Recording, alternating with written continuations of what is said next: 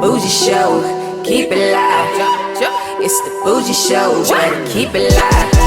We live, tell us what you wanna hear. When we turn up, you gon' turn up. Turn around and tell a friend. It's the Bougie Show, the Bougie Show. Tell them it's the Bougie Show, the Bougie Show. Yeah, yeah, yeah, yeah. Turn up. All around the world, you gon' hear us. Turn up. Everywhere we go, you gon' hear us. It's the Bougie Show when you hear us. Cause it's the Bougie Show, the Bougie Show. Turn up, turn up, turn up. It's the Bougie Show when you hear us. We're going live in 5, 4, 3, 2, 1. Welcome to the Bougie Show. I am Zay the DJ. And the man across from me, you've probably seen on your laptop and phone screens. He's the stepfather that we never had. Ladies and gentlemen, the 5-time AVN nominee. He's the principal, the coach, the guidance counselor. He's the lucky stepdad. Peter Fitzwell is in the building.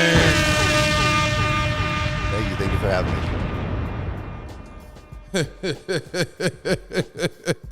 You guys seen him before. Yes, he's in the building. The lucky stepdad we never had. Peter Fitzwell is in the building. Applaud him. Thank you for being patient with me today as I was running a little late trying to get these guests situated for the audience to view. All right, where do I want to start with Mr. Fitzwell? Let's take it from the top. How did the character performer Peter Fitzwell come about? Wow. So the name came about. Okay. I was in a fantasy football league for like 20 years. Okay. And I would change my name every year. And the guy who ran the league, when I came up with Peter Fitzwell, he hated it. He's like, it's inappropriate. I'm like, cool, that's going to be my name then. So, I applaud him. Yeah. So I'm like, yeah. And so for like 15 years, that was my name. And then my wife and I started doing OnlyFans. Okay. During COVID. And I was like, well, I'm just going to use that name. And then a couple years into that, and we got into the actual industry itself. And when I told my then agent, what it was going to be, he laughed. He laughed and he goes, I don't get it. So I had to actually explain it to him. And he's like, oh, no, that's great. No, go with that. Go with that. Go with that. And so your introduction to the industry, like you went from, what industry did you participate in prior to joining the adult film industry?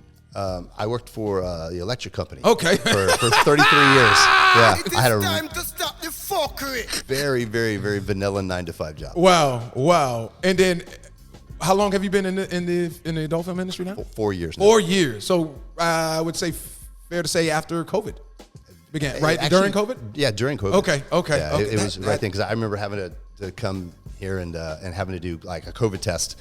Oh, wow. The rapid COVID test the day before you were shooting, or the day you were shooting. Wow. So, yeah. Wow. We had to do that every single time. Was it boredom that led to it?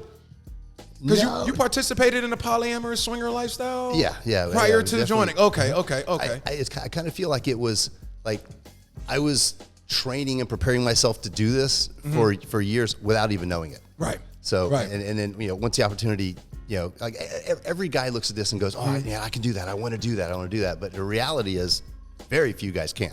That's a fact. So, I thought I could do it. I'm somebody who loves challenges. Like the best way to get the best out of me is to tell me I can't do it. And I will kill myself making sure that I prove you wrong. We can applaud that. So, your friends and family, what did they say anything to you, especially at this point of your life after being in another industry for 30 plus years? What were their initial thoughts when they realized who you had become? Well, I felt like I had to get in front of that. So I went and I sat my family down and I told them, my parents, I'm like, look, this is what I'm doing now. And here's all the safety protocol that we use. Oh, wow. I went through everything. I think I talked for 45 minutes on it and didn't even take a breath. I wanted to be able to give them all the information because most times people conjure up something in their head and it's not even remotely close to the truth. Or anything like, oh, they're being forced to do things they don't want to do. No, none of that happens.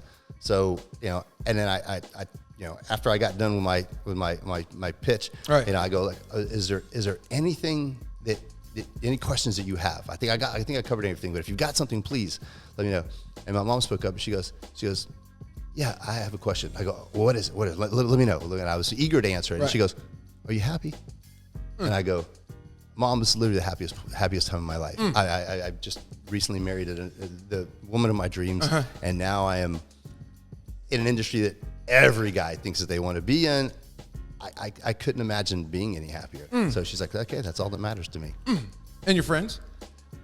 Did you lose friends over it? No, because all my friends are lifestyle. Oh, okay. Okay. You know, Okay. That makes sense. Yeah. Okay. So they all think it's great. Bro, what you hanging around? We applaud that. So, I have very few vanilla friends that I've hung on, for years, but those are my true friends. That's just kind of, faded away. Yeah. It's That's cool. life. That's fine. That's life. That's life. Peter Fitzwell joining us on the Bougie Show. Did any of your ex-lovers contact you after discovering you became an adult film star? I did run into one here relatively recently. Okay.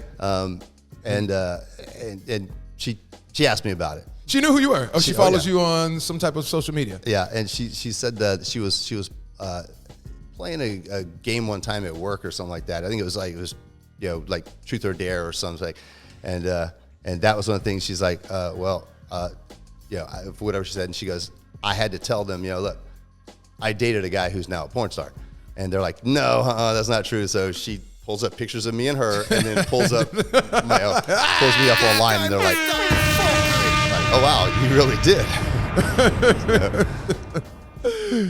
Oh, was she intrigued to know if there's a difference from the time that you guys were together as a performer? The experience that she had with you, do you think it would be a different experience now? Oh yeah, most definitely. Okay. Yeah, I've grown as a person tremendously over that period of time. But I met her when I used to play professional paintball, and I did for like 20 years on one of the best teams in the world. So she was kind of my girlfriend during a period of time of that. So as far as at least in the paintball world, right. It is small. I was very well known, and we'd go around to the events and stuff like that, and and you get people want to stop and talk to you and stuff like that. So she kind of got exposed to a little bit of that, and I've been in a spotlight one way or another for most of my adult life. When you're on sets like Pervy Family and you're performing with new female talents, what advice do you offer to them pre and post filming? Being that after you experience how they performed and the biggest advice, really, the girls who've been in it for a while, they got it dialed in. Okay, they really do know. But some of the younger girls, don't compromise. Don't compromise your how you're going to be. If a director, and they don't really the vast majority of directors are extremely respectful. Right. But if you don't feel comfortable doing something, don't do it. Right. Just tell them. Right. Like, I'm not comfortable doing that. Right. Don't feel like you have to. Right. Because they're cool. They'll be like, okay, they'll come up with something else. Right. Right. No. And I'm glad you shared that insight. That was one of the main reasons we wanted to bring you on, because you have worked with all these different companies and experienced so many people in this industry. I knew you would have a lot of game, because even I didn't want to get to her yet, but we'll get back to it. Even Selena Marie stated that before joining the industry, she watched a bunch of interviews on the Bougie Show, and she was like, it's not stuff that I could just Google. I got to hear it out of the horse's mouth and find out the real insight to what I need to give me the confidence to feel like, okay, I want to join that industry. So that's why it's important to bring people like you on that's going to be transparent about things that occur and how it really goes down. Peter Fitzwell joining us on the Bougie Show.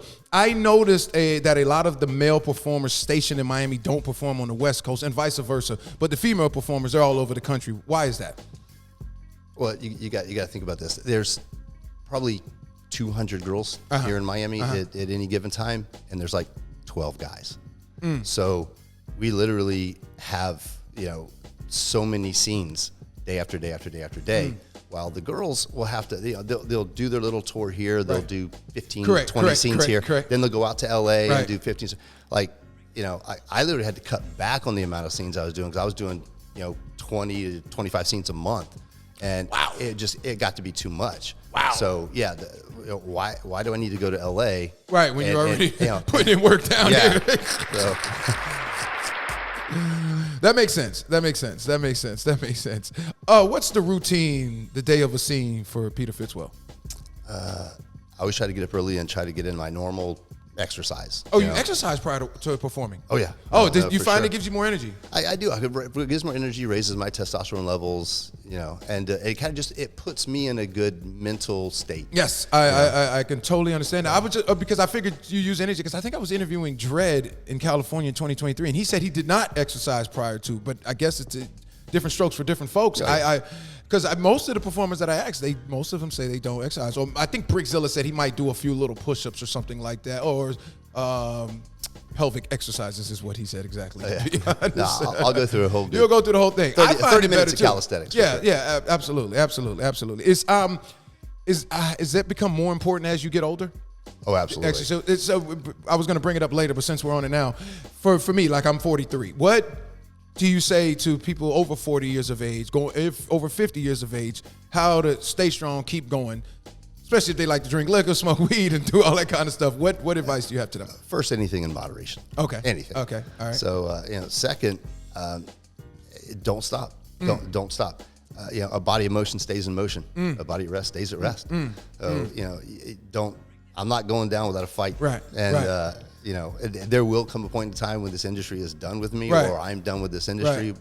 What I've left as my, as my legacy, I want it to look good. Right. So I want to look good. I want to feel good. Right. So just don't stop. If you got something that works for you, don't stop doing it. The pelvic exercises, do you participate in any of those things? Oh, yeah. Oh, okay. What types of things do you do? Usually I'll lay on my back and put like a 45-pound plate with 245s on each end and just lift. Just lift and lift.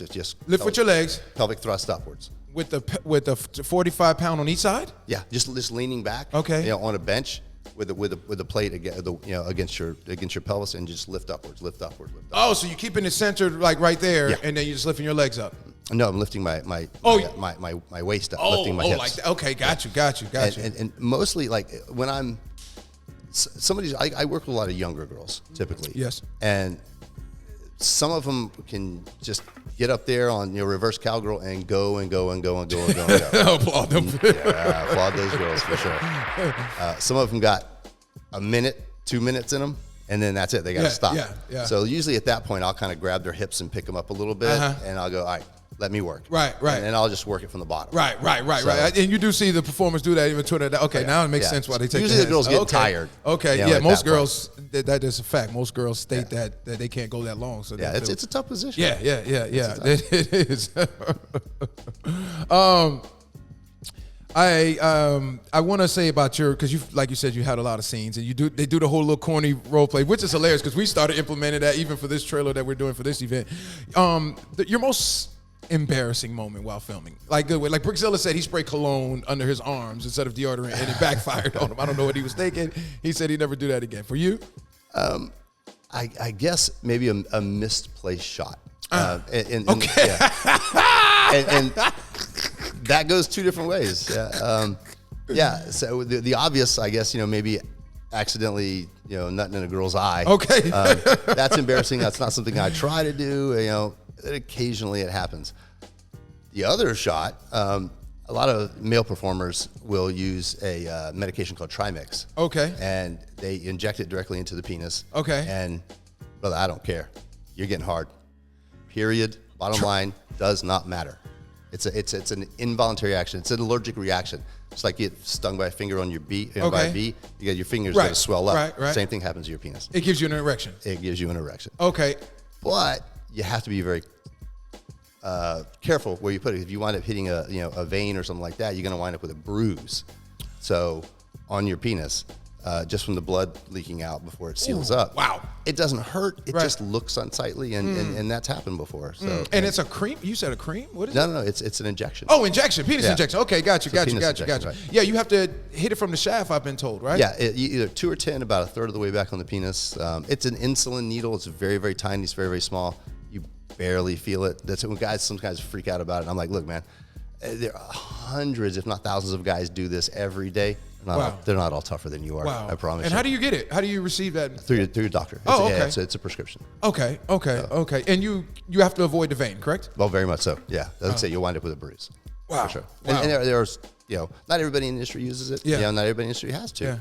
Yeah. But I do because I'm so much more concentrated on everything else going on in the scene, well, just making sure that there's not too much lube built up on the girl, making sure the girl's comfortable, making sure that the lighting is good. I'm not seeing any shadows, making sure I'm opened up to the camera enough, and wow, this girl's pussy feels good is about 5th or 6th down the list. So I got so many other things I'm thinking about, and in using that, I don't have to think about maintaining an erection. It's there the entire time. Even when you have to stop and do the pictures, or when you stop and reslate, move the cameras, maybe go to another location in the house, I'm there the whole time. So when we get back at it, I go right back into it, right back into the scene, instead of having to like hold on a minute and get myself back going.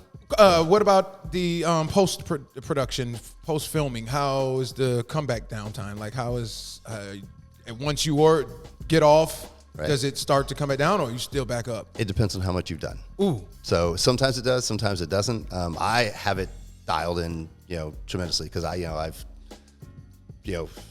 approaching probably close to between 300 and 400 scenes right now. So so I got it dialed in. I know my body very well, so I don't have any issues with that. And just in the event that they have what they call the antidote, or it's phenylephrine. Okay. And it'll make it go down. And that brings you back down. That'll bring you back down. Okay. Peter, that was great insight, Peter. I really appreciate that, because I've been informed about how the injections go before, but not in detail like how you did to really give us an understanding. So Viagra, is that still afloat in the industry? No, Viagra, Men are still using it? Okay. Everybody's got their own little thing that they like to use. Yeah. That just happens to be mine, because like I said, I want to be in and out. I want to get my scene done. I don't want to spend if we're doing 5 or 6 cuts during the entire thing, and I don't want to spend another 5 minutes getting myself back where I need to be. Right. So there I stay there the whole time. So I'm cutting 30 minutes off the length of the shoot. Right. And that's why you're going to go down as a Hall of Famer. Your most memorable scene? Wow. All right. I'm going to forego the obvious as working with my wife. Okay. That's okay. Yeah. Outside of that. Yeah. Outside of that, I'd have to say I did a scene with Summer Vixen. Okay. One time that just still to this day, I'm just like that. Literally, that excites me. Regular BG scene? Yeah, it was a regular boy girl scene. It wasn't even anal. She's so famous for doing anal scenes. It wasn't even an anal scene. Okay. So what was so memorable about it for you? Just the connection that we had. As soon as we started going, it was very immediate that she was extremely into this. Wow. And she was, we weren't acting. We were going. You were getting it in, huh? Yeah. And even between, like, normally, when a director's like, all right, cut, and they want to reslate, go to another position, something like that, I stop, and back off, and ask the girl, hey, do you need any lube? Do you need some water? Just try to take care of the girls. I did that the first cut. Then the second cut, she grabbed me and looked at me. She's like, don't you stop fucking me. Wow. So, wow. Yes, ma'am. So I kept going. We just kept going, and we didn't stop. Wow. We already knew the positions that we were going to be hitting, so we just. And as they're moving all the cameras around and moving the lights around, and we're just still going. And eventually, at some point, I hear, hey, Peter. And I look over, he goes, can you open up to the camera a little bit? And I go, oh, shit, are we back shooting again? You were dialed in. I was dialed in. Wow. And, when we get to the end of the scene, I know, all right, this is the last position. They're going to want to pop here in, 5 minutes or so. Probably 2 minutes into the scene, I'm like, man, I'm getting ready to pop now. So I'm having to slow down. I keep looking at the director out of the corner of my eye. I'm like, man, give me the signal, brother. Give me the signal. If you don't, we're going to shoot this in reverse here real quick. So, but I managed to hold off till they got the signal. But yeah, even now to this day, every time she comes into town, I'm like, hit me up, girl. Oh, wow. Yeah, and she does. Wow. And yeah, we're still very good friends and still have a lot of admiration for each other. You mentioned working with your wife, because the questions I have for her when Ms. Fox is, I can't remember the questions I have for her, but I have the questions for her. But now that I have you on it, because I was kind of going to ask her for it. But how is it, do you allow her to shoot with other male performers? Oh, absolutely. Oh, okay. Yeah, no, that would be, look, there's a lot of things. I'm a lot of things in life. Hypocrite's not one of them. Right. That's so, we'll plug that. I want her to do what makes her happy. So if she wants to be with another girl, great. You want to be with another guy, great. You want to be with 3 guys, cool, great. I'll film it. Yeah. I'll shoot it. Yeah. And I've shot hundreds of her scenes. Oh, okay. So, for like OnlyFans and stuff like that. Yeah, no. I don't have that kind of ego that, Right. that doesn't allow my wife to enjoy herself and have a good time. I'll ask you, because I remember when I interviewed, similar to what we're going to do today, Hey Grimy and Valerica Still, Oh, right? Yeah. And Love that. I love those two. right, and the way, when you guys come home, for instance, you and Naomi, when you guys come home, do you talk about work? How the day went when you're not together? Yeah. Okay. Well, normally, like we don't live here in Miami. Oh, okay. So we live up by Tampa. Oh, wow. So, Okay, I didn't know that. Okay. oh, yeah. So So- did you shoot content while you were down here? Her and I actually shot a pro scene together yesterday. Oh, okay. We did two of them. Okay, together. okay, So okay. that's why she was down here. Oh, okay. Okay, perfect. So I got so- you both at this a good time. Oh yeah. It worked out great. I thought you were down here. Okay. No, All right. no, my no, bad. no, we live in Tampa, so but we're here all the time. Okay. So, but I love watching her do scenes, and so usually when I get home, or she'll go, how's your scene, babe? And I'm like, oh, it was great. And if something happened, that was like special or something that stands Right. out, we'll talk about it. Right. So yeah, trust and communication are the two biggest, things that you have to have a good relationship. Because it's hard. It's hard. Most of the females and males that I've spoken to that have done dating in the industry, it didn't pan out for them. No, because they have the wrong mentality. So we're coming from a swinger mentality, where we have compersion for each other. We don't have those egos. I if my wife's having a good time, I find happiness in my wife's happiness. And she's a Jamaican woman. Yes, she is. And how was it like for you dealing with a Jamaican woman? My mother's Jamaican. That's why I said that. But go ahead. Man, she's fantastic. Okay. She when we first got together, I told her, I said, listen, here's what I want in our relationship. I want to be able to tell you everything, and I want you to be able to tell me everything. And the only reason people typically can't tell each other everything is for the fear of reprisal afterwards. And if I tell you something that you don't want to hear, you may get upset and want to yell at me. Well, what you're doing is you're training me not to be open and honest with you. And if I tell you I want you to be open and honest with me, I can't jump on you for being that. Right. So, we'll talk about the situation or whatever it is, and try to have a communication in a positive way. And instead of having a destructive conversation, I want to have a good, positive, open communication. So, I'm glad you cleared that up for me. Do the directors for Bang Bros, Team Skeet, etc., allow you to have suggestive, creative ideas on set? oh yeah, Yeah. The Bang Bros director Jacob. Yeah. He is literally he's the reason I'm still in this industry. Wow. Yeah. Wow. Shout out to Jacob. Shout out to Jacob. A few years ago, I tried to quit. I was doing 20, 25 scenes a month sometimes. Right. And I got to the point where I was having a hard time popping at the end of the scene. And, and I expect absolute perfection from myself. Right. In every scene. And I'm going to give everything. And when I don't perform to where I think I need to be, I get down on myself. And I was getting to the point where it was overwhelming. It was too much. But me, if you call me, I'm going to be there for you. Right. And I'm going to give you the absolute best that I can. But I wasn't able to do that. So I got really down on myself, and I'd say, well, look, like golf, when I tried golf, this isn't for me. Maybe, I can't excel at the level that I expect to be at. So maybe this just isn't for me. And I quit. And he called me about 3 or 4 days later, and he goes, hey man, I heard you quit. And I go, yeah, it's looking like that. And he goes, what's the problem? What's going on? So I explained it to him. He goes, all right, look, come down Wednesday. I want to do a scene with you on Wednesday. And I want to talk to you about it. So came down on Wednesday, did the scene, killed it. And then, he's like, what's going on? So I told him, and he goes, well, how many scenes are you doing? And I'm like, yeah, like 22, 25. And he goes, why are you doing so many scenes? I goes, because you guys call me. If you call me, I want to be there for you. And he goes, nobody does that many scenes, man. Don't do that. So This is great. Go ahead. Yeah. So he goes, all right, here's what I want you to do. I want you to write down, 1 to 20, all the producers and directors that you are working for, and rank them. So I did.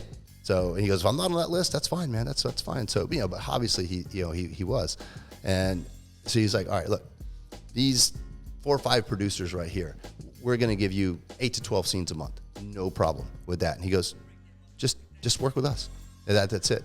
And that's what I've been doing ever since. Wow. And so now I get my 8 to 12 scenes a month. I'm not overworked or overbooked, and I'm extremely comfortable with the directors. And you're feeling better. Oh my God. Like it's been that way for the last 3 years. How come you were able to pop for Jacob no problem when you came down 3 days after when he told you to come in on Wednesday? Because I gave myself a rest. So being able to pop, is it like literally, because all the adult male performers, I don't think I've asked this question, is it literally, all right, pop time, or is it when you feel it coming, you do it at your discretion? No, it's they tell you when. Wow. Yeah. So you may do the whole scene, and spend, a typical set, doing a scene lasts, anywhere from 3 to 6 hours. Oh, wow. Okay. So, a lot of it is administrative paperwork, things like that. Doing, exit interviews, doing, the pre-interview before, making sure that you're not under the influence of any drugs or alcohol, let you know what you're doing here, and then, and after we do all that, he'll sit down and have a little pre-production meeting. Like, okay, this is what we're doing. This is what the scene's about. They dress the girl, they get her in and they take her off and do pretty girl pictures. They usually don't do that with guys. They don't give a shit about that. Yes, that's a fact. It is time to stop the fuckery. So then we'll talk about what the scene's going to be, and they take little chunks of it. They'll tell you the whole thing, and then all of a sudden you're like, wow, that's so much to remember. You don't have to remember all that. You take little bitty chunks of it, and until you get all the what they call the B-roll, all the acting done of it, and then he'll go, okay, look, everybody go get ready for sex. So if that's where you're going to shoot, eat your Viagra, you're going to do your shot. Oh, you have to do it right then? Right then. Oh, okay. You're not doing it prior to, oh, wow. Because you're going to be here for probably an hour and a half, without. Oh, so you want it to be strong. Right. Yeah, exactly. It's all about, timing. So you do your typical, 4 to 5 positions for, 5 to 8 minutes each. And then, at the end of all that, where it start, stop, start, stop, start, stop, start, stop. Okay, stop. We need a break. And then all of a sudden they're like, okay, come on her face. Wow. So, on a drop of a dime. Pretty much within that next couple minutes, you need to be delivering the goods. Wow. And you said accidental in the eye. I've had like Connie Perry on. She told me she wants it in her eye. And then you got other ones that don't. Right. Says it burns and they'll get upset. How is it always them getting on their knees and then you because that's almost inevitable that it's going to happen, right? Or do you can you control how? It depends. It's always what I tell the girl. I was like, listen, I need you below the level of my. Okay. If I'm shooting it upwards, all bets are off. There's not a scope on it. So, but if I'm shooting it downwards, I can hit you in the bridge of the nose and get it all over your face. Okay. So. They're gonna love because what we've been getting a lot of DMs is I want to get in the industry. I don't know why they feel like we're the way to get in the industry. I can see them going to your DM asking. I get them all. I get it all the time. Okay, and what is your advice to those men inspiring to become an male adult performer? If you haven't performed in front of people before, a swinger event or just or whatever, then. And you don't know you can. Every guy sitting in their bedroom jerking off the porn thinks that they can do that. Yeah. Like, oh no, I can do that. Then all of a sudden you show up on set and there's 5 people standing there. It's not you and a girl and a camera in the corner. And you're being directed. You're told what to do, how to do it. Open up to the camera. There's a little saying here that if it looks good, it doesn't feel good. And if it feels good, it doesn't look good. So you can't just be a man blanket on top of a girl like most guys do when you're regularly normally having sex. Right. So you're told everything to do and.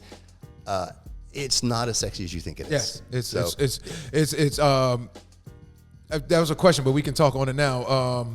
What's your response to those that say sex workers don't do real work? You just laugh. Yeah, that's said by people who are not sex workers. Right. Clearly, because what I've learned just over the years of it, we're going on to year 5 and total different perspective. Yeah. Than what I had initially. I've been a mechanic certified welder. Yeah. At a power plant, which is one of the most dangerous and physically demanding jobs that you can do. Yeah. I did logistics for multi-million-dollar projects. With the electric company. For years, and pulled tons of parts. For line work and stuff like that. None of it is harder than what I do now. None of it, and it's not really so much sometimes it gets physical, I think, but it's the mental, because I'm trying to make sure that I have respect for the girl and respect for the performance by getting the best out of her and myself that I can get without crossing the line with her. you know, and being, you know, because some girls that I work with are like, yeah, no, smash me, put me in the hospital. Well, glad you brought that up. Selena Marie stated to me that you were a little hesitant about performing a rough scene with her, but after realizing the narrative she was promoting on her Twitter, you granted her request. Was that the first time you did you have to be a really rough performer as far as penetration goes? I've done some BDSM scenes before in the past, but everybody knows what they're signing up for. Okay. I'm one of the bigger guys, right. You know, so you know, most girls don't want that. You gotta think about it, man. Girls have to work day after day after day. Yeah. A lot of these girls come down here, they have, you know, in 14 days they'll have 10 scenes, right. And they're gonna be working 3 or 4 days in a row. Right. If I'm in there just smashing them, yeah, they're gonna be wrecked. They're gonna be real wrecked and sore and cussing me the next day when they're trying to work. Right. So I don't do that, and it's not really necessary for the scene for me to do that. That's so a true performer. Goddamn it, so, applaud. I have a lot of respect for the girls. Selena's different. When she asked me to do that in the collab, I'm like, are you sure? Yeah. You know, she goes, yeah, that's what I want. And her husband was there too. So I looked at him like, are you okay with that? You know, and he goes, yeah, no, totally. That's what we want. Yeah. And I'm like, okay, look, I'll do it. But if by all, you know, I'm going to keep going and ramping it up until you tap or until you let me know, okay, that's where my level is. She didn't tap. I never found that area. Oh my God! I was by the end of it. I'm like, oh, you're going to the hospital after this, you know. And you know, like the next day, I text her. I'm like, how you feel? She's like, no, I feel great. I want to do it again. I was like, all right, you got me, girl. Kudos to you. She was one of one. She without doubt, without a doubt. Yeah, that girl. Every time she calls me, they want to do some content. I'm like, well, where are you at? I'm in. I'm getting my car right now. I'm heading over. I mean, I know you've done swinging in the past, but like knowing that her husband is there, it doesn't. Just another day in office. I'll put on a show, man. Okay, hey, I hear you. I want him to high five me after that. It is time to Yeah, stop and he the does. He'll fuckery. walk up there and like, man, great, bro. You did great. And I was like, yeah, you know, anybody can stop at anybody. Consent can be withdrawn at any point in any time. So if it's too much, you know, but nah, he's on the camera. If it was too much for him, he'd just turn around and walk out. Yeah. Is there another female out there that you were surprised at how well they handled the penetration that maybe you initially didn't think was going to be able to? Freya Von Doom. Oh, the firecracker herself. Applaud. That's what I was telling Kiki yesterday. I said, "You're every time we get a 4'9" in here, which she is, and Freya, it's firecrackers. Like they're explosive. Freya's no joke. Yeah, no joke. I shot with Freya 3 or 4 days ago, and doing some more content with her. She's gonna come over. We're gonna try to do like 6 scenes in one day. She's in Orlando, right? No, she's here in Tampa. Or she's here in Miami. I knew she flew in when she came to do ours. She did a. Yeah, no, she's here now. Oh, okay, she's permanently here. Permanently here. Oh, so we might have to, because they keep asking her for part 2. If I would have known that, I would have tried to reach out and get her. I didn't know that. She's awesome. I did not know that. But yeah. Any other performers? Kiki Clout. Kiki Clout. Kiki Clout. Is she still doing a lot of mainstream? Because I haven't seen her. I've seen her doing more like stage and yeah, she's backed off a little bit. Okay. You know, but there's she took it well though. She did. Oh yeah. Give me some more. Give me some more. You know, Kiki Callie is another Kiki one. Callie. Okay. Lily Lou. Holy shit. Lily Lou. Man. Yeah. Before the scene even started, she looks at me and she goes, "Can I suck your cock?" And I'm like, hell yeah. So applaud her. She's a goer. Without a doubt. Yeah. And and so of course Summer Vixen. You know, these are girls that you were surprised that they could handle it so well? Or? I'm surprised that they wanted that. Oh, you know, because most of the girls, you know, they don't. You know, they're like, you know, hey, I see what you got there. You know. Yeah. And I'm gonna, you know, do it so they can still work, you know, day to day. But some of these girls are like, no, man, I can do this every day. Bring it. So have you noticed that the skinnier ones take it well, but better than the thicker women? Yeah. What do you think that? You think it's a genetic thing? I don't know. You know, because I have, and you never know. You really never know. You know, because I always talk to every girl that I work with before we you know go, and I always tell them, I'm like, listen, I'm on the larger side, and while I'm most definitely a dominant male, I'm not domineering. So, you know, if I hit the wrong spot, I hit the wrong angle, something like that, please, you know, with your non-camera hand, just kind of reach back and tap me. Like chances are I'm going to see your hand coming back anyway. As soon as I see it, I'm going to back off. But you know, and when they look at me, they're like, "We'll be fine." So that kind of gives me a little indication. I'm glad you brought that up because I've asked that question to other male performers when females call out a man for not ignoring the double tap. Right. And I think it was Jonathan Jordan stated to me, he said, yes, I understand that. But he said also, when you're performing and you're in that moment of the camera, sometimes you're so locked in on the zone, you're not catching it. Is there truth to that? Yeah, it can be, but it depends on the position. Okay. If I'm looking up, my eyes are closed, like that. Yeah, I'm not going to see that. I'm going to feel it. Right. I train jiu-jitsu, so I'm used to feeling taps. So I don't get so locked in. And so what I'm doing that I'm going to miss that. Gotcha. Because that's something that normally happens to me. Right. But if by chance I miss it, or like that, I fully expect the director to see it, or somebody on set to see it, or the girl to be verbal.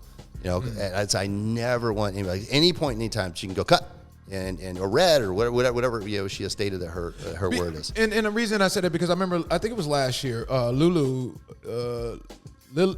Chu, and she was performing with Anton Harden, and one of the significantly larger men out there, both as far as the popularity and as his package size, right? Yeah, for sure. And I don't know, because she had a clip where she was doing the double tap on him, and he was steadily going.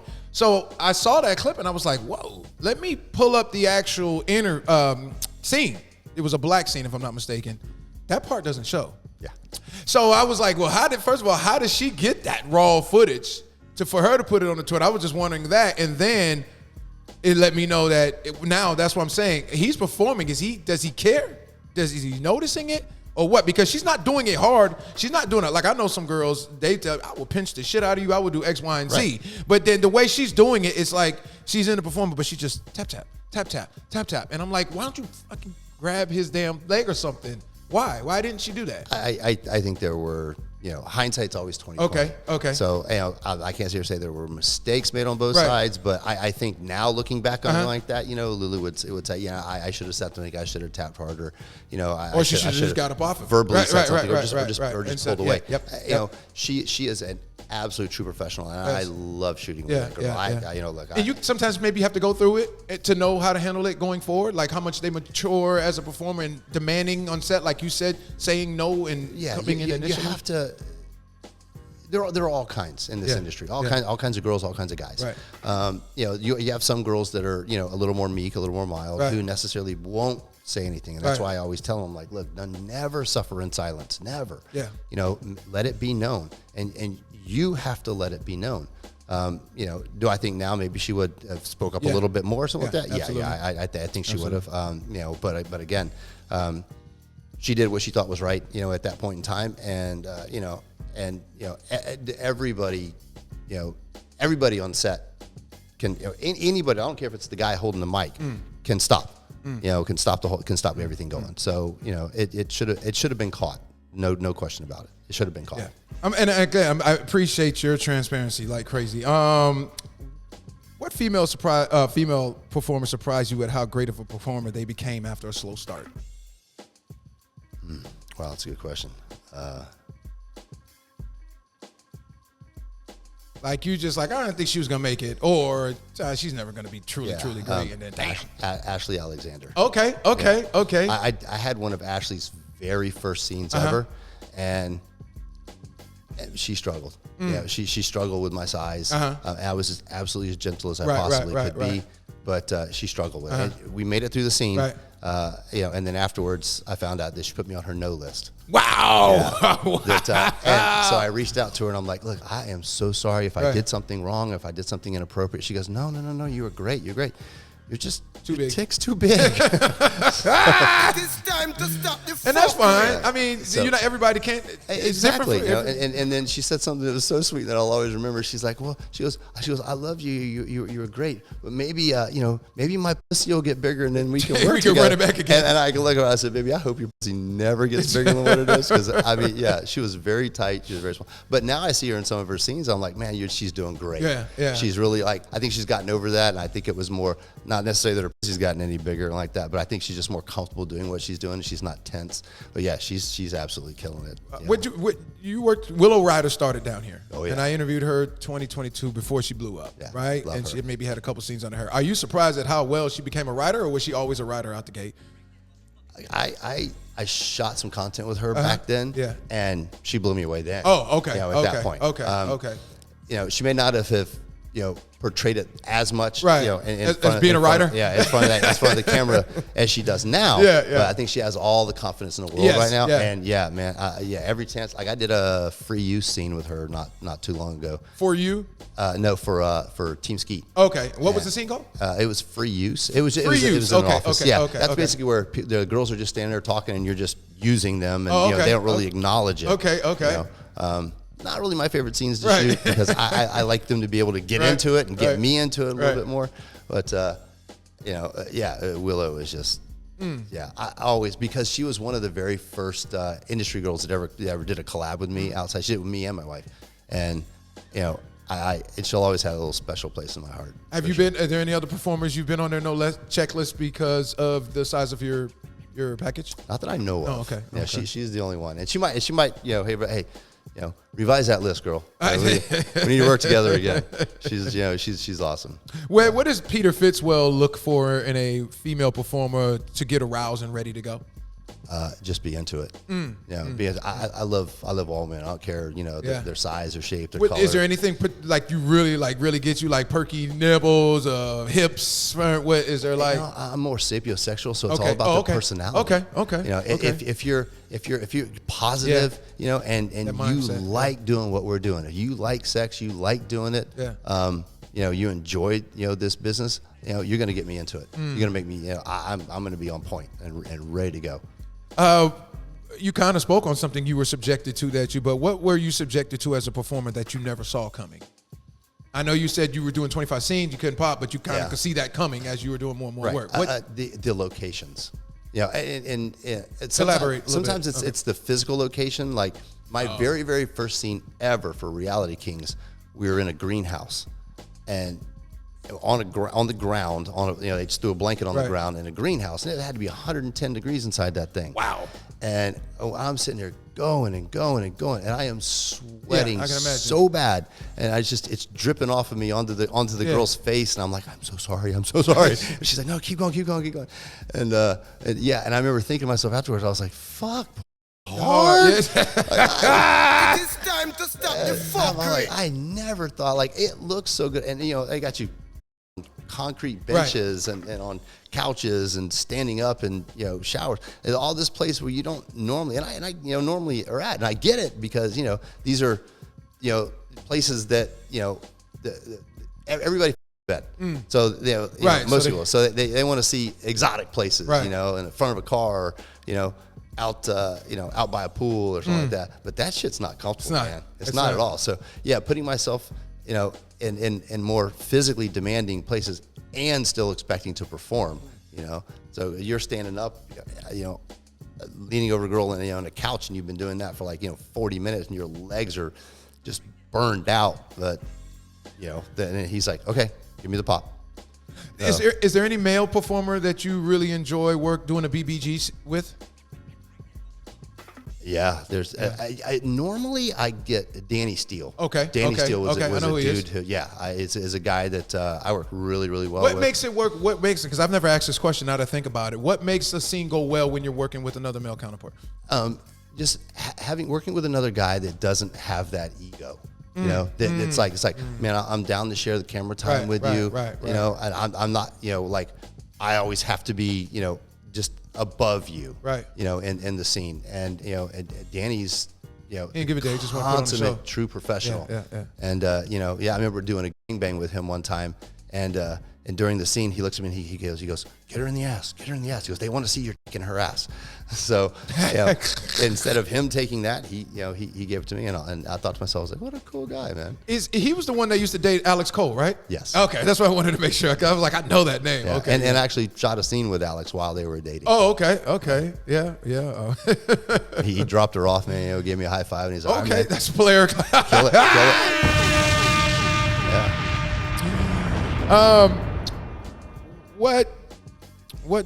What did Peter Fitzwell have to change about himself in order to truly become an elite performer? I guess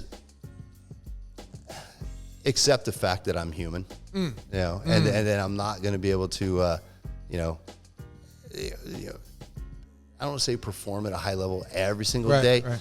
I'm going to have off days. Right. And they're far and few between, but it does happen. And and don't beat myself up so much about it to where it affects my scene the next day. But that's hard for me, because like I said, I expect perfection. Right. In everything that I do.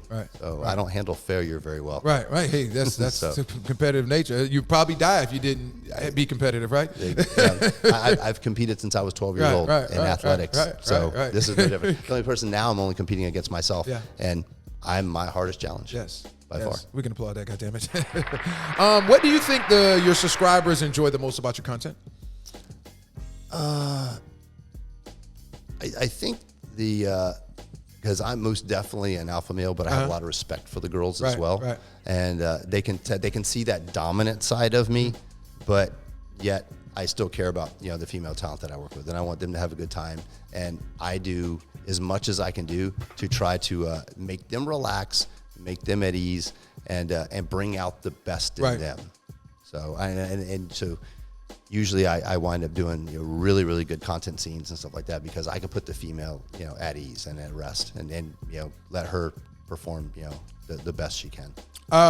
Being that you said you're an alpha male, I screenshotted something you tweeted and I agreed with it and I loved it because I see you do a lot of things. I was like, damn, I didn't have enough time to go way back on your Twitter. You tweeted, well, I think you responded to something and I'm in total agreement of it. It's mediocre male athletes dominating women's sports isn't fair to the real girls that train their whole lives only to be taken away by some PUSSY that doesn't have one. I'm a firm believer in it. Like, for instance, the swimmer who came in the ranked 300 and something, but then you go to women's and you win the thing and you're proud of that. Like, seriously. That was one of the things with Trump would it affect men can't participate in women's sport. I was like, applaud that, goddammit. Because I got a daughter myself, so it's like I respect everybody, and your choice like that, and I applaud the people that are brave enough to stand up and be who you are. But if we shouldn't have a division, in women's and men's sports. And let's just have sports. Let them all compete. Yeah, and that wouldn't work. So it wouldn't work. That's why they got weight classes, right? Yeah, that's why they have weight classes. That's why and some they have age classes, and they have gendered divisions. It's very, very seldom that you're going to take a guy, even a guy that that feels that he's a woman, and put them in a woman's sport, and they're not going to dominate. There's just physiological differences, and I respect that their desire to want to compete like that, but come on, man, it's not fair to the girls. It's not. That's just it's not. It's just my It's absolutely not. And you shouldn't. What are you proud of? So, you see stuff like you really get to, but you can't go over here and do it with the people that were born just like you. Right. They're just like, how do you feel? Like, I don't understand how you're giving yourself a pat on the back. But I saw that and I wanted to bring it up on you just so you could elaborate a little bit on that. How do you react when people recognize you in public? Do you get recognized in public? It's funny. We were on my way to Atlanta last weekend, and we were at a Buc-ee's. Okay, there's a Buc-ee's south of Atlanta. Okay. So we I can't pass that place without stopping and getting in there. So and I'm literally standing in there in the urinal, and the dude looks over at me, and and I can see him out of the corner of my eye. And he looks over at me again, and he didn't say anything. So later on, we were there washing my hands. I already walked out, and he came up next to me, washed my hands. He goes, "I think I know you." I looked at him. I go, "It's possible, man." And he goes, "So it is." And I go, "It's possible." Yeah. And he's like, "I love your work, bro." That's what I before we go into the next question, something I say to, like, being this is America and this is the home of the free and stuff like that. But I'm like, you guys are such hypocrites. They say you talk all this crap about adult performers in the adult industry, but yet it's the most consumed entertainment in the world. $350 billion a year. Somebody's watching this shit.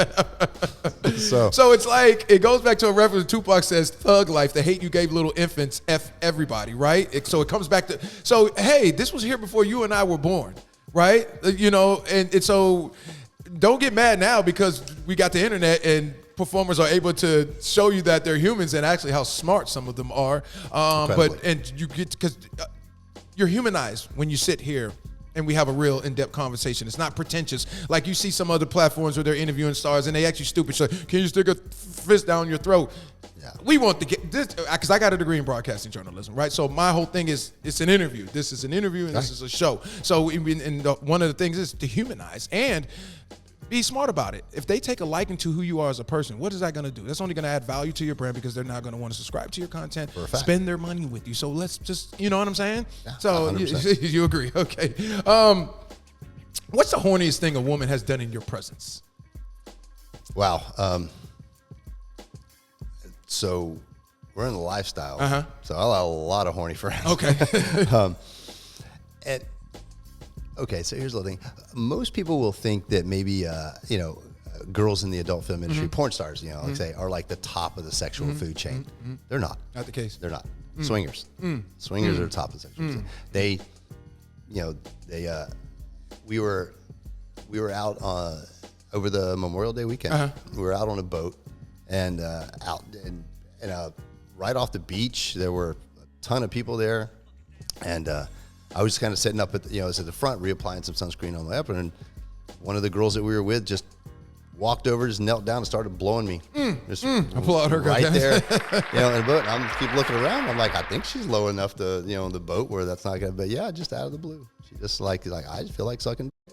So, well, I just happen to have one for you. If you could take back a sexual act that from a scene that in your adult career so far, what would that be? That you participated in? Nothing? Not one. Not one. Good. No. Yep. No, I'm proud of everything that I've done, and I'm not ashamed of any of it. I don't do things that I don't want to do. So, yeah. No, I'm good. What's your go-to meal after a shoot? Oh, this is so bad. Checkers. And I hate to admit that, but if I'm not looking for it. But was not expecting that. Usually I don't eat before my scene, so by the time my scene's over, I am starving. Yeah, and fucking Checkers French fries. The most greasiest shit, huh? I know. I hate it so bad for me. And I like I said, I don't look for it, but if I happen to drive by one and I see it off in the distance, I'm like, fuck. This is gonna end up bad. So maybe it's not all the time. Like I said, maybe once a month, but the worst shit for you, man. If let me ask you, how is it being in an interracial relationship in the industry and outside of the industry, just moving throughout society? How is it for you? Interracial relationship? Yeah. Wait, you're married to a black? I am. Yeah. But I don't see it. Do you get any? Of course. And how do you deal with it? You don't care? I let ignorant people be ignorant. I don't care. Look, in order for me to care about what you think, I gotta care about you. I gotta care about you as an individual. And if you're gonna show me all this hate, you don't have that kind of power. Especially over this me. day and age. Yeah. Right. Fuck you. You don't have that kind of power over me. I'm not giving it to you. Yeah. So no, man. Look, that's why I'm married to her and you're not. Yeah. We can applaud that. I don't see color, man. I'm married to an absolutely goddess. Right. Which is how it should be because we all bleed the same. So that's a fact. It just popped up in my head. If Peter Fitzwell could conduct a constructive conversation with a known figure from another industry, who would that be and why? I guess I would Tom Hardy. Tom Hardy. Yeah. Interesting. I love that dude. Wow. First he trains jiu-jitsu. Yeah. So and not only that, but he competes. A lot of people train jiu-jitsu, but they don't compete in tournaments. And like I compete. In fact, in 2019, I won the IBJJF World's Masters Championship in no-gi. So and I've competed either at wrestling, jiu-jitsu and stuff for years and years and years. So you really find out a lot about yourself when you put yourself up against somebody else. Not just your training partners but there's people you don't know. And that are out to defeat you. Yeah. and Tom does that. So I have tremendous amount of respect for him and I know his mindset. It's so funny. Jacob trains. I completely forgot that. Black belt, man. He's no joke. Yeah. He's a short ass. He's a little short, punchy dude. He'll ball you up like dirty clothes in a corner. I promise you. Yeah. I actually watched him and another male performer who's a lot bigger than him and a lot stronger than him. Get into it. Oh, they were playing around. So they were just. Jacob literally gave him his back. Yeah. And tapped him out. Wow. So Jacob's like, yeah, get behind me and put your arm around my neck and try to strangle me. And within 30 seconds, that dude was tapping. Wow. So, wow. Yeah, Jacob's no joke. Man. Yeah, much respect to that guy. The mantra slogan, is it mantra or mantra? I always pronounce the damn thing wrong. Slogan you live by.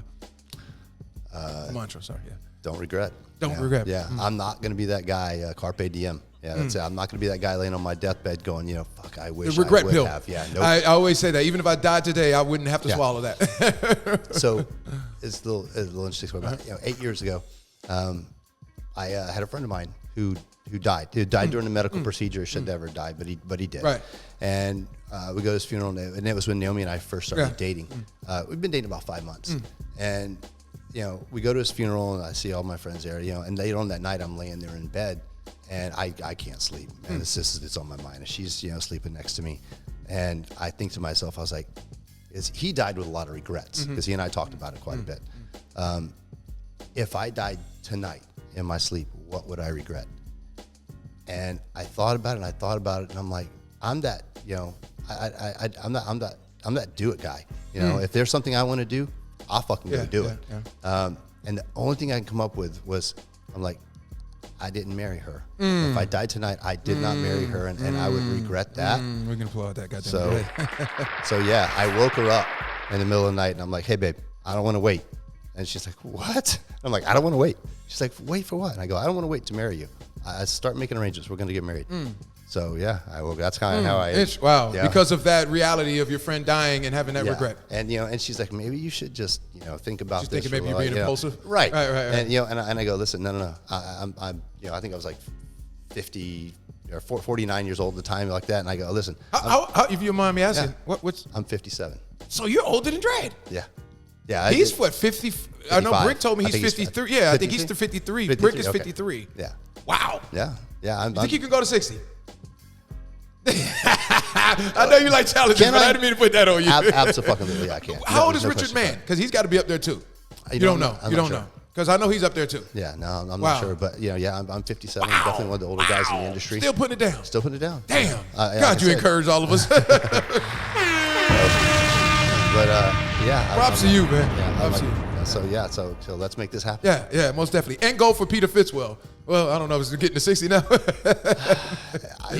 I want to be happy. I'm retired from my first job. Now I'm doing this, and I'll do this until I don't want to do this anymore. Or until the industry's like, yeah, okay, we're done with you. So, man, I just want to live a happy life and not have any regrets by the time it's all said and done. All right, we're good. And that's exactly what we're doing. We're gonna finish out this interview strong. It's been a really great interview. We're going longer than I expected, but we're gonna go ahead and introduce our new segment, Nip It in the Bud. Here we go. All systems ready. Let's go. It's time to nip it in the bud. 3, 2, on the Bougie Show. What does Peter Fitzwell feel about the adult film industry that needs to be nipped in the bud?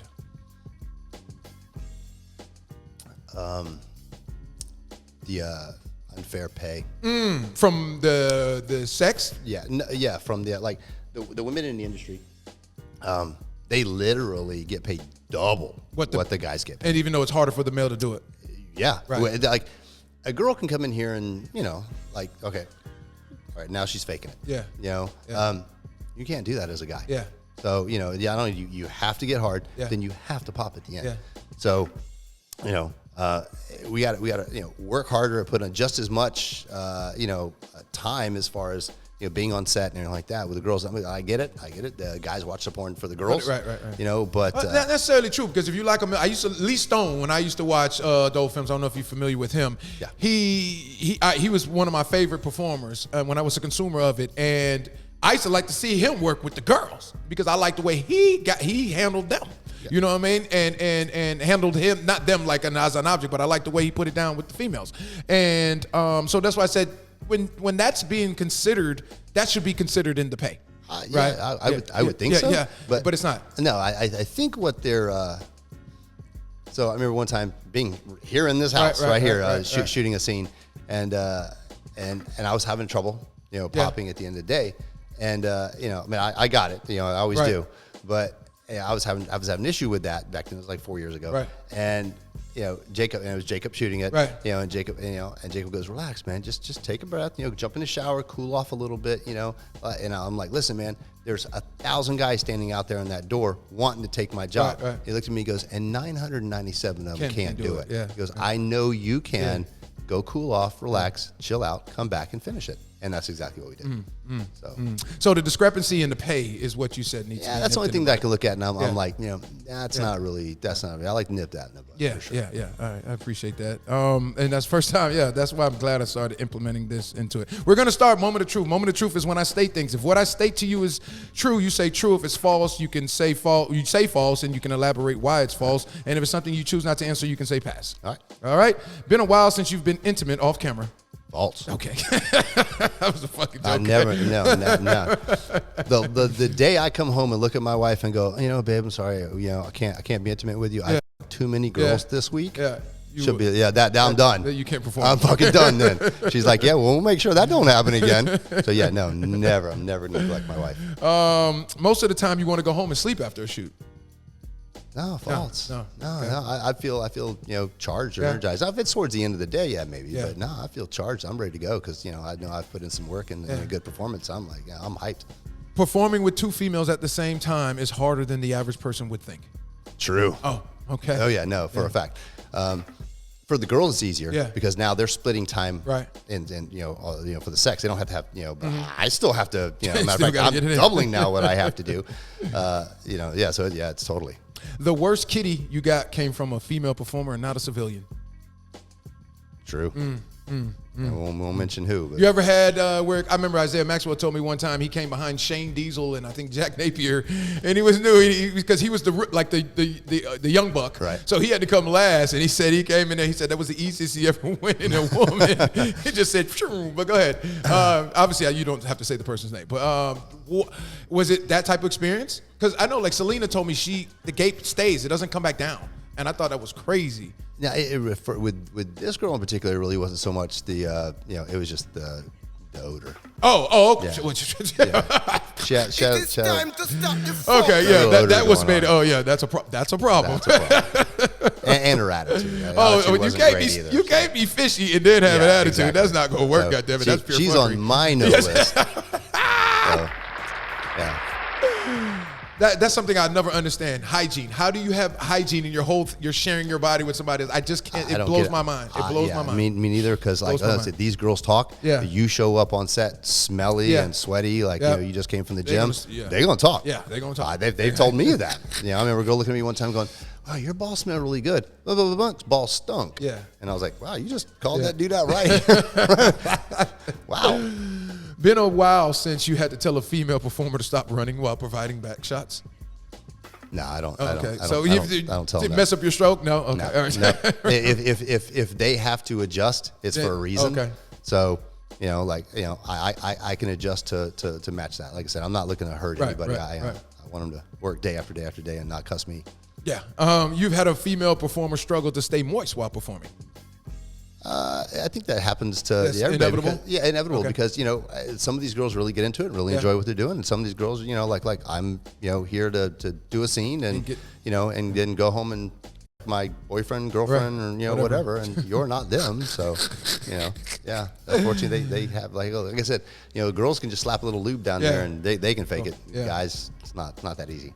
You kind of spoke on this already. So early in your career, you struggled with keeping an erection on set, but then we went into a whole 25 days a month. So if a woman is silent throughout intimacy, there is a problem. Especially if you're shooting. Just in general, yeah, for sure. You're not connected, or she's just so into herself, or maybe she's so insecure. I was with a girl one time who, couldn't talk because her husband, they had kids, and her husband was like, don't wake up the kids, so she just had to be dead quiet. And then when he passed, and then when she started being with in the lifestyle with our group, she was just very, very quiet. And I'm like, listen, babe, I want you to be vocal, because I'm going to feed off of that. Right. So, and if they're doing it on set, then it's not really my job to tell them to be more vocal. It's the directors, but I'll prompt them, ask them questions like, how's that cock feel, stuff like that. Try to get them I want to be easy to work with, not just for the girl, but for the directors too. So you've got burned as a performer, meaning an STD, chlamydia. We all have. Okay, all right. There is. If you're in this industry and you haven't gotten chlamydia or gonorrhea or something like that, then you haven't shot enough scenes. You haven't been in here long enough. It's not a matter of if, but when. Fortunately, majority of them say yes. Yeah, majority. Yeah, it's quick. It's over with, and and we all live and learn. It's an on-the-job injury, just like any other job with any other injury. You sometimes think to yourself, I wonder how all this is going to play out. Yeah, for sure, true, no doubt. Sometimes when I have two girls, during this set, at the end of the scene, I'm like, all right, I need to borrow one of you two girls for 2 minutes to get me where I need to, to get me to finish this thing. And sometimes they just look at each other, and I'm like, fuck. What, you got to deal with both of them? No, because it's like they're looking at each other like, okay, you gonna jump on the sword? No, are you gonna jump on the sword? So, and then I look at them, I go, rock, paper, scissors. So they're like, oh, it's a game. We know now. that expression you just did. And then they do it. And then at the end I go, okay, so is it the winner or the loser? Let's go. You don't trust someone who owns a snake. I don't know anybody who owns a snake. You know, it's so crazy. Yeah. This is how I know girls are different than us. Every girl, no, I don't have a problem with it. But guys, most of the time, they I don't know anybody that owns a snake. I don't know anybody who owns a snake. Yeah. I got, before we wrap this up and give the floor to you to say what you got to say, a viewer asked this question, so I've been asking everybody since we did this event starting yesterday. Hey, Zay, got a question for you. To the adult film industry, I'm a straight guy with an open mind towards corn. But I just cannot watch a female performer in a threesome suck one guy's penis and kiss the other guy right after. Would the guy kissing her have to be gay to do that? No. No, you're being a performer. Yeah, you're a performer. It's your job. Okay, so you got your answer, yeah, Frank. Exactly. That's what's expected. Like, I'm not looking at her going, oh, you just had a dick in that mouth. Right. So, and if it's my dick, of course I'm going to kiss you afterwards. So why would I punish you for making me feel good? Do you kiss a female after skeeting in their mouth? Maybe just a peck on the lips. I don't think we're going in for we're not snowballing this thing. But I'll give you a kiss on the lips. On the lips, but no tongue kissing. No, yeah, we're probably not going to do that. I mean, look, if you do it, I'm not going to punch you in the face. But I'm like, all right, well, yeah, she just did that. I wonder if that was for a reason. Oh man, Peter Fitzwell joining us on the Bougie Show. I hope you guys enjoyed it. His transparency, his experience, your delivery, everything about this interview is one of my favorite. Say that, and I knew this was going to happen because I knew you were going to be able to give them what they wanted. So all you inspiring male performers that were curious to get the information, well, this interview is definitely one of those to provide. Go find you an agent. Yeah, find you an agent. I'm not that guy. So the floor is yours. Can you let them know something rare about you and what they can expect from you for the rest of the year? Something rare about me. I'm extremely competitive guy. Not necessarily with my other male talents on set, but I competed in wrestling tournaments and jiu-jitsu tournaments, and and whenever I love working with G.I. Joey. Yeah. Such an awesome guy. Oh yeah. But yeah, he brings out my competitive nature. We're gonna applaud that. Yeah, I love that dude, man. He seems like he's competitive too. He will make me better. When we shoot together. And it's just because he's got that alpha mentality. Yeah. So and what can they expect from you for the rest of the year? Just more great scenes. Yeah. More great scenes. We just started. We just finished an OnlyFans management company. Yeah. And they're managing OnlyFans pages and some other social media stuff, and it is just absolutely blowing up. We got technology now to where we're doing an auto everything's automated in it. So we're offering that to other companies, and they're jumping on it. We can applaud that. It is. It's getting really big, really fast, and it's kind of making my head spin. Good. No, I wish you the best in that and all your future endeavors. Peter Fitzwell, it was a pleasure having you on the show. Thank you, sir. It was a pleasure being here. We're going to take some pictures and knock this out. And then, yes, I hope I know they will enjoy this interview. And I'm glad we were able to get you in before we go to the West Coast. Glad to be here, man. Thank you. Peter Fitzwell joining us on the Bougie Show. We are checking out. It's the Bougie Show with Zay the DJ. Great job, sir. Thank you, brother. That was very, I gotta give you a dap on that one. That was good. That was really good. Everything went well. Good. The only thing that fucked us up, and I don't know if you noticed it, the sun came out bright as shit. I was like, please don't tell me the sun is gonna stay the whole time. And you see the light come on, I'm like, that's never happened. Yeah, no. Ooh, look who's coming through. 24-hour Pixels is gonna love this, Miss Catalina Kyle. Hey, yo, Zay, Oliver Coach just DM'd the show, said he wants to do corner. Hey, let's stop the fuckery. Come on, let's do this. Hello, Bougie guys and girls. This is a public service announcement for the world. This is what they've been waiting for, and now it's available to be delivered to your front door. The Bougie Show merch is here and going nowhere. Available for pre-order, the Bougie Show hats, hoodies, sweaters, t-shirts, and much more. We also have our branded signature slogans like Stop the fuckery. and of course, we got to represent for those that don't got all their marbles up top. You know they straight fried, y'all. And last but not least, we got to represent for the freaks. in the building. All merchandise available now on bougieshow.com. Holla at a player, y'all. You know what time it is. Yay!